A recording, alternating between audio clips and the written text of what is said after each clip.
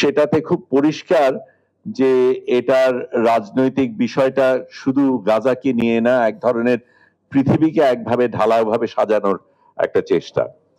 তো সেটার ক্ষেত্রে আমরা অনেকে প্রতিবাদ করেছে, বিভিন্ন ধরনের প্রতিবাদ হয়েছে, এবং এটা সত্য যে এখন এই দেশগুলিতেও জনগণ কিন্তু সরকারের সাথে একই মত রাখে না, নেতা নেত্রীদের সাথে একই মত রাখে না, তারা ভিন্ন মত পোষণ করে বলেছে, কিন্তু তারা যেটা বলেছে তাতে খুব বেশি কিছু হয়নি, তারপরেও আগ্রাসন চলছে। এখন আমরা বলছি সিজ ফায়ার, এই মুহূর্তেও কিন্তু সেখানে মানুষ মারা যাচ্ছে। আগ্রাসনের কারণে যেমন মারা যাচ্ছে, দুর্ভিক্ষের কারণেও মারা যাচ্ছে, খাবার না পেয়ে মারা যাচ্ছে, পানি না পেয়ে মারা যাচ্ছে, সেই জিনিসটা চলছে। এবং তখন আমাদের অনেকের মনে হয়েছিল যে শুধু কথা বলে চলবে না, আমাদের কিছু একটা করে দেখাতে হবে। এবং এই যেই অবরোধটা করা হয়েছে, যে অবৈধ অবরোধটা করা হয়েছে, সেটাকে আমাদের আক্ষরিকভাবে, ফিজিক্যালি, দৈহিকভাবে এটাকে আমাদের ভাঙার চেষ্টা করতে হবে, সেটা না হলে হবে না। এই মিষ্টি কথা দিয়ে কিচ্ছু হবে না, কিচ্ছু আসে যায় না। সেটা করতে গিয়ে ফ্লোটিলা কিন্তু এর আগেও হয়েছে, 2008 সালে হয়েছে, তখনই প্রথম যারা গাজা পর্যন্ত পৌঁছতে পেরেছিল। তারপরে কিন্তু কোনো ফ্লোটিলা গাজা পর্যন্ত পৌঁছতে পারেনি। কিন্তু এই চেষ্টাগুলি চলছে। সবচেয়ে বড় চেষ্টাগুলির মধ্যে যেটা ছিল সুমুদ ফ্লোটিলা, কিছুদিন আগে যেটা শুরু হয়, সেটা তারা যাত্রা শুরু করে 3রা অগস্টে, না 3রা আগস্ট না, 30শে অগস্টে, সরি, 30শে অগস্টে শুরু করে তারা তাদের অপহরণ করা হয় 2রা অক্টোবর। আমরা যাত্রা শুরু করি 30শে সেপ্টেম্বর এবং আমাদের অপহরণ করে 8ই অক্টোবর। আমাদের কিছু আগে, একদিন আগে আরো 8টা ছোট নৌকা এবং পরে আরো 2টো মাঝারি নৌকা রওনা দেয় আমাদের একদিন আগে। আমরা আরো দ্রুত যাই বলে আমরা তাদের সাথে এক জায়গায় পৌঁছে এক সময় অতিক্রম করি, কিন্তু সেটা কথা পরে বলবো। যেটা বলা দরকার সেটা হচ্ছে আমরা যেটাতে গিয়েছিলাম, কনসিয়াস ফ্লোটিলা, এইটা সকল আজ পর্যন্ত যত ফ্লোটিলা হয়েছে তার মধ্যে সবচেয়ে বড়, সবচেয়ে বৃহৎ। আমি তুলনা করার জন্য যদি বলি, আমরা এর আগে সুমুদ ফ্লোটিলাতে প্রায় 50টা নৌকা ছিল, সেটাতে প্রায় 500 জন আরোহী ছিলেন। কাজে গড়ে 10 যদি বলি, আমাদের শুধু একা কনসিয়াসেই 92 জন ছিলেন। কাজে অনেক বড় অন্যগুলির তুলনায়। এবং এটাতে প্রধানত ছিলেন সাংবাদিক এবং মানবাধিকার স্বাস্থ্যকর্মী। সেটার একটা বিশেষ কারণ ছিল, কারণ দুটো জিনিস। একটা হচ্ছে এই অবরোধের কারণে সাংবাদিকদের বিচরণ করতে দেওয়া হয়নি, ইসরায়েল সেটা বাধা দিয়েছে, এবং স্বাস্থ্যকর্মীদের কাজ করতে দেওয়া হয়নি, হাসপাতালকে আক্রমণ করা হয়েছে, মানবাধিকার স্বাস্থ্যকর্মীদের খুন করা হয়েছে, সেটা একটা। এবং এই মানুষগুলির যে কোনো যুদ্ধের পরিস্থিতির মধ্যে এই দুই দল পেশাজীবীদের কিন্তু অবাধ আসা যাওয়ার হওয়ার কথা, সেটা হচ্ছে না। এবং যেখানে ইসরায়েল তাদের নিজেদের মরাল আর্মি হিসাবে বলে, এটা ডেমোক্রেসি হিসাবে বলে, সেখানে আন্তর্জাতিক আইন এরা কিভাবে ভাঙছে প্রত্যেকটা মুহূর্তে এবং ভেঙে পার পেয়ে যাচ্ছে, সেটাকে আমাদের প্রশ্ন করার কথা ছিল।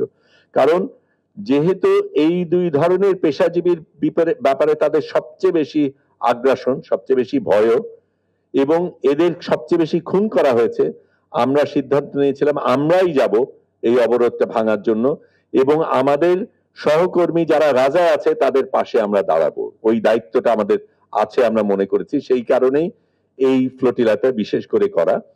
সুমুদ ফ্লোটিলার প্রধান উদ্দেশ্য ছিল তারা ত্রাণ দেবে, কিন্তু সত্যিকার অর্থে ত্রাণ তো আছেই, শয়ে শয়ে ট্রাক বাইরে দাঁড়িয়ে আছে যারা ঢুকতে পারছে না।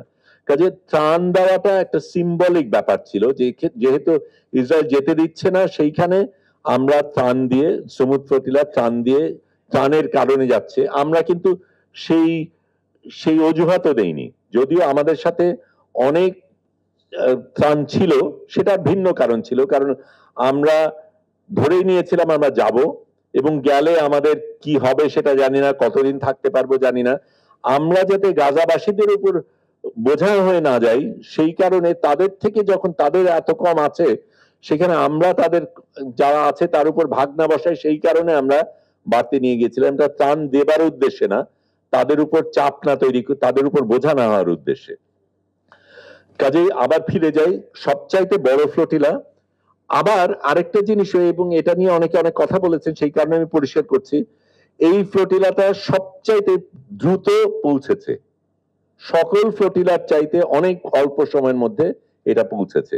ওই যে বলছি, যেটা 30শে অগস্টে রওনা দিয়ে 2রা অক্টোবরে অপহৃত হলো, আমরা 30শে সেপ্টেম্বরে রওনা দিয়ে 8 তারিখে আমাদেরকে অপহরণ করা হলো।